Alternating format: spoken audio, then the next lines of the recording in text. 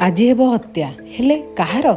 ଦୀର୍ଘ 8 ଘଣ୍ଟାର ଅକ୍ଳାନ୍ତ ପରିଶ୍ରମ ପରେ ଘରକୁ ଆସିଲା ପରେ ଲାଗେ ଯେମିତି ମେରୁଦଣ୍ଡଟି ଭାଙ୍ଗି ଯାଇଛି। ଆଉ ପେଟରେ 10-12ଟା ମୂଷା ଯେମିତି ଗାତ ଖୋଳୁଛନ୍ତି। ମୋର ଅନ୍ତବୁଜୁଳା ଯେମିତି ବାହାରି ପଡୁଛି। ହଁ, ସେଇ ମୂଷାମାନଙ୍କର ହତ୍ୟା କରିବା ପାଇଁ ମୁଁ ଆଜି କରୁଛି ଗୋଟେ ପ୍ରୟାସ। ପୂର୍ବ ରବିବାର ବଜାର ଗଲାବେଳେ ବୋଉ ହେଲ୍ଦି ଖୁଆଇବା ନାଁରେ ମୋତେ ପଟି ପଢ଼େଇ ଯୋଉ ଅଟା ପାସ୍ତା ନେଇକି ଆସିଛି, ଭାବିଲି ଆଜି ତାର ବଇନି କରିବି।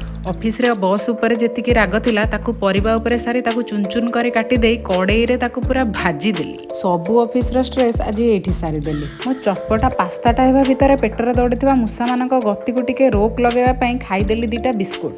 ମୁଁ ଯୋଉ ପାସ୍ତା ରେସିପି ଦେଖଉଛି ଆମ ଗାଁରେ ଥିବା କଲକଲିକୁ ବି ଏ ରେସିପି ଜଣା। କଲକଲି ଖାଲି ସେଜୁଆଁ ଚଟଣିଟା ପକାଏନି, ମୁଁ ମୂଷାମାନଙ୍କୁ ମାରିବା ପାଇଁ ଖାଲି ଟିକେ ତୀଖା ଚଟଣିଟା ପକେଇଦେଲି। ଏଇ ଲାଲ ଟହଟହ ୟମି ପାସ୍ତା ଖାଇଲା ପରେ ମୂଷାମାନଙ୍କର ପୁରା ସମାଧି ବନିଗଲା। ଆଉ ଏତେ ବାଟ ଶୁଣିଲେଣି ଯେତେବେଳେ ଲାଇକ୍ ଆଉ ସବସ୍କ୍ରାଇବ କରିକି ଯିବେ ଆଉ।